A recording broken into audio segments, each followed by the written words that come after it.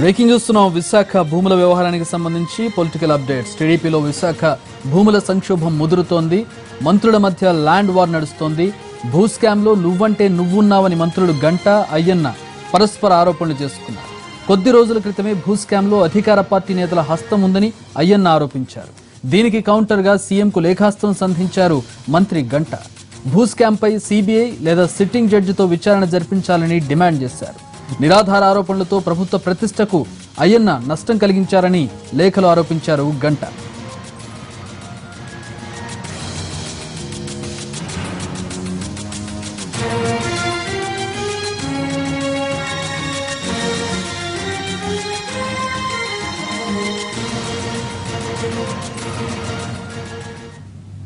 విశాఖ భూ కుంభకోణానికి సంబంధించి అసలు అయ్యన్న గతంలో ఏమన్నారు ఒకసారి చూద్దాం. విశాఖపట్నంలో భూభౌగోళం ఎంత ఉందో మీకంటే నాకు ఎక్కువ తెలుసు.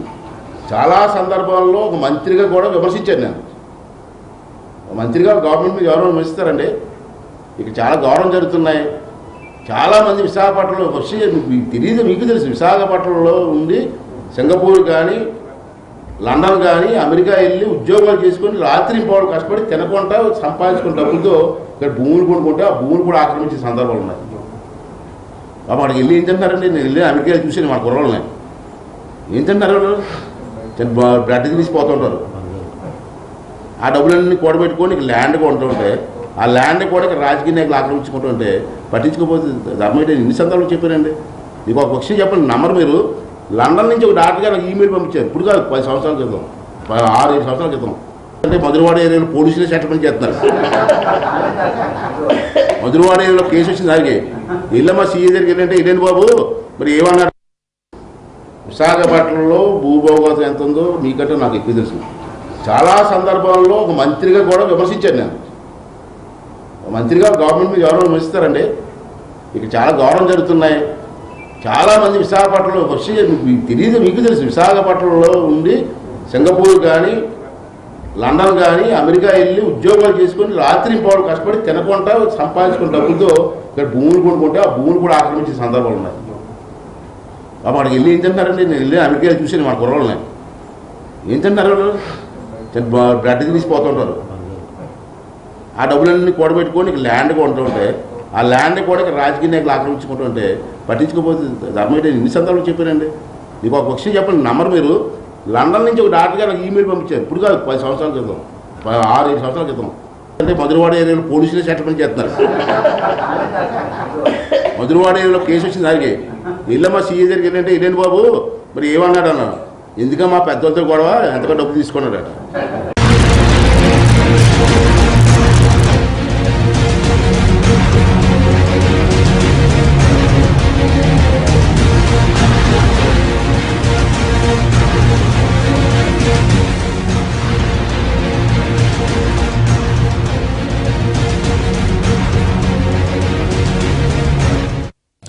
అయితే దీనికి కౌంటర్గా గంటా లేఖ సంధించారు. నేరుగా చంద్రబాబుకు రాశారు. చంద్రబాబుకు సంబంధించినటువంటి లేఖలో ఆయన అయ్యన్న పాత్రుడి మీద విరుచుకుపడుతూనే సీబీఐ లేదా సిట్టింగ్ జడ్జి విచారణ జరపాలి విశాఖ భూముల మీద అని కోరినట్లుగా తెలుస్తోంది. దీనికి సంబంధించి పూర్తి వివరాలు మా ప్రతినిధి రమేష్ ఆలూరి అందిస్తారు. రమేష్, చూస్తున్నట్లయితే సిట్టు విచారణ వేశారు 2 రోజుల క్రితం రివ్యూ చేసి ముఖ్యమంత్రి.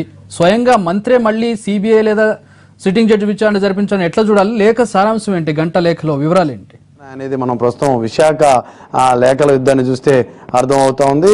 విశాఖలో భూ స్కామ్కు సంబంధించి తీవ్ర సంచలనమైనటువంటి ఆరోపణలు వచ్చాయి. మీడియాలో విస్తృతంగా వార్తలు కూడా వచ్చాయి. దీనిలో ఉన్నత స్థాయిలో ముఖ్యమంత్రి సమీక్షలు జరిపారు. ప్రాథమికంగా కొంత నివేదికను కూడా సీఎం ఉన్నత స్థాయి సమీక్షకు తెప్పించుకొని జరిగినటువంటి అక్రమాలపై విచారణ ఒక రివ్యూ కూడా చేశారు. దీనికి ముందుగానే అయ్యన్న పాత్రుడు ఒక వ్యాఖ్యలు చేశారు. అయ్యన్న పాత్రుడు చేసిన కామెంట్లు కొద్ది రోజుల క్రితం తీవ్ర సంచలనమయ్యాయి. విశాఖ భూ స్కామ్లో కొందరు ఆ ప్రభుత్వంలోని వ్యక్తుల ప్రమేయం ఉంది, ఇతర పార్టీల నుంచి ఇతర ప్రాంతాల నుంచి వచ్చినటువంటి వ్యక్తుల ప్రమేయంతోనే ఇంత పెద్ద భారీ స్కామ్ జరిగిందని అర్థం వచ్చేలా ఆయన వ్యాఖ్యలు చేయటం అది పెద్ద. ఆ రోజుల్లో ఒక 10 రోజుల క్రితం ఆయన చేసిన వ్యాఖ్యలు తీవ్ర సంచలనం. ఇది మంత్రి గంటాను ఉద్దేశించి అయ్యన్న ఈ వ్యాఖ్యలు చేశారనే చర్చ పార్టీలో ప్రభుత్వంలో జరిగింది. దీంతో ఈ వ్యాఖ్యలకు ప్రాధాన్యత కూడా చాలా పెరిగింది. ఈ స్థాయిలో ఒక మంత్రే ప్రభుత్వంలో భూమికి సంబంధించినటువంటి అక్రమాల్లో ప్రభుత్వం యొక్క పెద్దల పాత్ర ఉంది అనేటటువంటి కామెంట్లు చేయడంతో ఇష్యూ యొక్క గ్రావిటీ కూడా పెరిగింది. భూ స్కామ్కు సంబంధించి మీడియాలో వస్తున్నటువంటి వార్తలు ఒక ఎత్తు అయితే స్వయంగా ప్రభుత్వంలో ఉన్న మంత్రే దీన్ని నిర్దేశిస్తూ దీనికి సంబంధించినటువంటి వ్యాఖ్యలు చేయడం, దీనికి బలం చేకూర్చే విధంగా మీడియాలో బహిరంగ వ్యాఖ్యలు చేయడంతో ఇది సంచలనంగా మారింది. తదనంతర పరిణామాల్లో భాగంగా అయ్యన్న పాత్రుడు చేసినటువంటి వ్యాఖ్యల తర్వాత ప్రభుత్వం కూడా దీనిపై కొంత సీరియస్గా ఫోకస్ పెట్టింది. అయితే ఇదే సమయంలో గంటాను ఉద్దేశిస్తూ అయ్యన్న చేసినటువంటి వ్యాఖ్యలు ప్రభుత్వంలో పార్టీలో కూడా తీవ్ర చర్చనీయాంశం అయ్యాయి. ప్రతిపక్షాలు కూడా ప్రధానంగా అస్త్రంగా మారాయి. అవినీతి జరిగింది, అక్రమాలు జరిగాయి, దానికి ప్రభుత్వంలో ఉన్న వ్యక్తులు కూడా సహకరించారు, వారు కూడా కారకులు అనేటువంటి అభిప్రాయం ఏదైతే అయ్యన్న వ్యక్తం చేశారో దాని తర్వాత ప్రతిపక్షాలకు ఒక ఆయుధం దొరికినట్లుంది. ప్రభుత్వంలోని ముఖ్యులు పెద్దలే మంత్రులే స్వయంగా అక్రమాలు జరిగాయని చెబుతున్న నేపథ్యంలో ప్రభుత్వం దీనిపై ఏం నిర్ణయం తీసుకుంటుంది, దీనికి సంబంధించినటువంటి ఎటువంటి సమాధానం ఇస్తుందనే ప్రశ్న బలంగా ఉంది.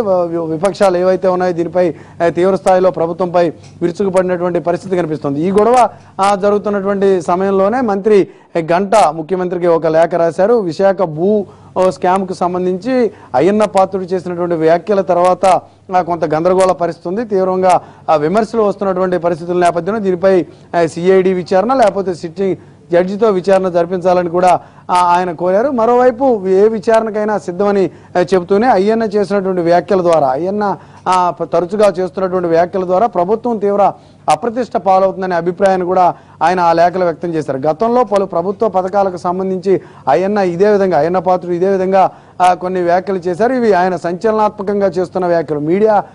మీడియాలో ఆయన చేస్తున్నటువంటి వ్యాఖ్యలు ప్రభుత్వానికి ఇబ్బందిగా మారాయి, ప్రభుత్వ ప్రతిష్ట దెబ్బతినేటటువంటి పరిస్థితి ఉందనే ఒక అభిప్రాయాన్ని కూడా లేఖలో గంట వ్యక్తం చేశారు. ఈ అన్ని కారణాలను చూపిస్తూ దీనిపై ఏ విచారణకైనా తాను సిద్ధమైనటువంటి అభిప్రాయాన్ని కూడా గంట వ్యక్తం చేశారు. అయ్యన్న చేస్తున్నటువంటి వ్యాఖ్యలు బహిరంగ వేదికలపై ఆయన చేస్తున్నటువంటి వ్యాఖ్యలతో ప్రతిపక్షాలకు ఒక ఆయుధం ఇచ్చేటట్లుగా ఉంది అనేది గంట యొక్క వాదనగా ఉంది. మరోవైపు మనం చూసుకున్నట్లయితే విశాఖ ఇమేజ్ దెబ్బతినే విధంగా విశాఖను అద్భుతంగా తీర్చిదిద్దారు. హుదూద్ తర్వాత విశాఖ రూపురేఖలు మార్చేసింది. ప్రభుత్వం ఒక మంచి పేరును తెచ్చుకుంది అని అందరూ భావిస్తున్నటువంటి ప్రస్తుత పరిస్థితుల్లో విశాఖ ఇమేజ్ దెబ్బతినే విధంగా ప్రభుత్వ ఇమేజ్ దెబ్బతినే విధంగా అయ్యన్న చేసినటువంటి వ్యాఖ్యలు నష్టదాయకంగా ఉన్నటువంటి అభిప్రాయం కూడా గంట వ్యక్తం చేస్తున్నారు. అందులో భాగంగానే ఈయన ఒక 4 రోజుల క్రితం ముఖ్యమంత్రికి ఈ మేరకు లేఖ రాసినట్లుగా మనకు తెలుస్తూ ఉంది. Thanks for the updates Ramesh.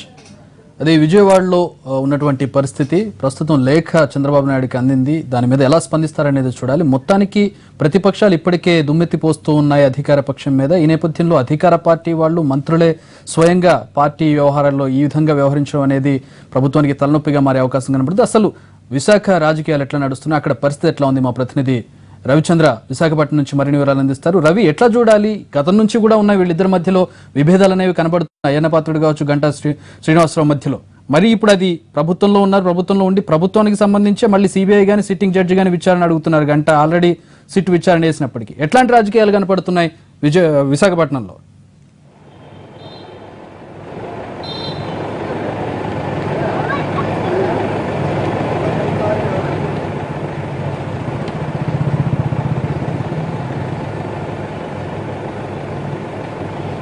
Chakri, ఏపీని షేక్ చేస్తున్న విశాఖ భూ కుంభకోణంలో మరో సంచలనం నమోదైంది. మంత్రి గంటా శ్రీనివాసరావు ముఖ్యమంత్రి చంద్రబాబుకు రాసిన లేఖ ఇప్పుడు బయటకు లీక్ అయింది. ఇది ప్రస్తుతం రాజకీయ వర్గాల్లో తీవ్ర సంచలనం రేపుతోంది. జిల్లాకు చెందిన మరో మంత్రి అయ్యన్న పాత్రుడు వ్యాఖ్యలను ఈ భూ కుంభకోణాలపై జరుగుతున్న పరిణామాలను వివరిస్తూ ఈ నెల 4వ తారీఖున గంటా శ్రీనివాసరావు ముఖ్యమంత్రికి ఒక లేఖ రాశారు. అమరావతి కేంద్రంగా ఈరోజు లేఖ బయటకు లీక్ కావడంతో ఒక్కసారిగా రాజకీయ వాతావరణం వేడెక్కింది. ప్రస్తుతం నేను గంటా శ్రీనివాసరావు ఇంటి దగ్గర ఉన్నాను. ఆయన కొద్దిసేపటి క్రితం విశాఖకు చేరుకున్నారు.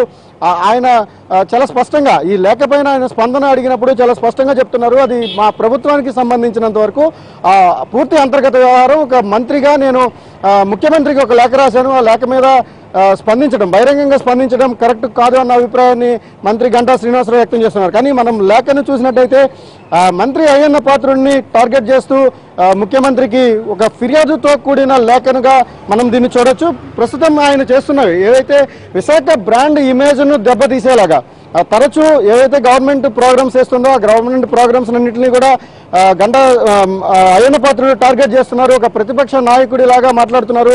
ప్రతిపక్షాలు చేస్తున్న నిరాధారమైన ఆరోపణలకు ఊతమిచ్చేలాగా ఆయన చర్యలు ఉంటున్నాయి. కాబట్టి ఒక్కసారి మీరు పరిగణలోకి తీసుకోండి అంటూ మంత్రి గంటా శ్రీనివాసరావు గారు రాసిన ఈ లేఖ ఇప్పుడు విశాఖతో పాటు ఏపీ రాజకీయాల్లో కూడా ఒక సంచలనంగా మారింది. మొత్తంగా లేఖ సారాంశాన్ని చూసినట్టయితే భూ కుంభకోణానికి సంబంధించి దాదాపుగా 1,00,000 కోట్ల రూపాయలకు పైగా భూ కుంభకోణం జరిగిందన్న విస్తృతమైన ప్రచారం మీడియాలో వస్తున్న కథనాల ఆధారంగా మహానాడు విశాఖ కేంద్రంగా జరిగిన మహానాడు ముగిసిన తర్వాత మంత్రి అయ్యన్న పాత్రుడు సంచలన వ్యాఖ్యలు చేశారు. మీడియాతో ఆయన మాట్లాడుతూ మధురవాడతో పాటు కొమ్మాది లాంటి ప్రాంతాల్లో ఏవైతే భూ కుంభకోణాలు వెలుగు చూసినాయి, ఒక్కచోటే కాకుండా జిల్లా వ్యాప్తంగా కూడా భారీగా భూ కుంభకోణాలు జరిగినాయి. దీని మీద ఒక దర్యాప్తు జరగాలి, అందులో కూడా రెవెన్యూ పోలీసు యంత్రాంగం కూడా ఇన్వాల్వ్ అవుతుందంటూ ఆయన బాహాటంగా చేసిన వ్యాఖ్యల మీద దాదాపుగా నర్మగర్భంగా ఇప్పటి వరకు రాజకీయాలు నడిచినాయి. ఈ రాజకీయాల నేపథ్యంలోనే కొద్దిసేపటి అంటే మంత్రి గంటా శ్రీనివాసరావు 4వ తారీఖున రాసిన లేఖ ఇప్పుడు దాదాపుగా మంత్రుల మధ్య ఉన్న ఇంతకాలం ఉన్న అంతర్యుద్ధం దాదాపుగా బయటపడినట్టుగా ఒక బరస్టైన వాతావరణం మనకి ఇక్కడ కనబడుతుంది. ప్రస్తుతం ఆయన చాలా స్పష్టంగా మంత్రి అయ్యన్న పాత్రుడు ఏవైతే కామెంట్స్ చేశారో ఆ కామెంట్స్ను ఉటంకిస్తూ ముఖ్యమంత్రికి ఆయన లేఖ రాశారు. విశాఖ బ్రాండ్ ఇమేజ్ని దెబ్బతీస్తూ పెద్ద ఎత్తున భూ ఆక్రమణలు జరుగుతున్నాయని దాని మనకు పార్టీకి చెందిన నాయకులు కారకులని పత్రికా సమావేశం ఏర్పాటు చేసి రాష్ట్ర వ్యాప్తంగా సంచలనం చేయడం అయ్యన్న పాత్రుడు గారి లేఖ మీకు విదితమే. ఇలాంటి నిరాధారమైన ఆరోపణలు చేయడం వల్ల విశాఖ ప్రతిష్ట దిగజారడమే కాకుండా దాని ప్రభావం మన పార్టీపై కూడా ఉంటుంది. గతంలో కూడా విశాఖ ఉత్సవం కానీ లేకపోతే ఇతర ఏదైనా గవర్నమెంట్ చేసిన సందర్భంలో ఏదైనా ఒక గవర్నమెంట్ ఇనిషియేటివ్ తీసుకొని ఏ కార్యక్రమాలు చేసిందో వాటిని కూడా అయ్యన్న పాత్రుడు గారు విమర్శిస్తూ ఏదైతే మీడియా ముందు వ్యాఖ్యలు చేశారో అవన్నీ కూడా ప్రభుత్వానికి ఒకవైపు విశాఖపట్నంతో పాటు ప్రభుత్వ ఇమేజ్ను కూడా డ్యామేజ్ చేస్తాయి. కాబట్టి ఇవన్నీ మీరు పరిగణలోకి తీసుకోవాలి. అలాగే ఎలాంటి ఎంక్వైరీకైనా భూ కుంభకోణంపై ఎలాంటి ఎంక్వైరీ కానీ సిట్టింగ్ జడ్జి ఎంక్వైరీ కానీ సిబిసిఐడి కానీ సిబిఐ ఎంక్వైరీ కానీ ఎలాంటి ఎంక్వైరీ వేసినప్పటికీ కూడా మాకు సమ్మతమే, దాన్ని మేము స్వాగతిస్తున్నాం. కాబట్టి వీటన్నిటి మీద కూడా మీరు ఒక సవివరంగా వీటిని పరిశీలించమంటూ ఆయన రాసిన లేఖ మన దగ్గర ఉంది. ఈ లేఖకు సంబంధించి 4వ తారీఖున మంత్రి గంటా శ్రీనివాసరావు గారు ఈ లేఖ రాసినట్టుగా మనకు తెలుస్తుంది. మొత్తంగా దీని మీద ఒక రాజకీయంగా ఒక దుమారంగానే మనం చెప్పవచ్చు. ఎలాంటి పరిణామాలు జరుగుతున్నాయి, ఒకవైపు సిట్ ఎంక్వైరీకి రాబోతోంది. ఈ నాయకులు వివిధ పార్టీలకు చెందిన నాయకులు ప్రధానంగా అధికార పార్టీ నాయకులతో పాటు పొరుగు జిల్లాలకు చెందిన పార్టీ నాయకులు ఉన్నారు.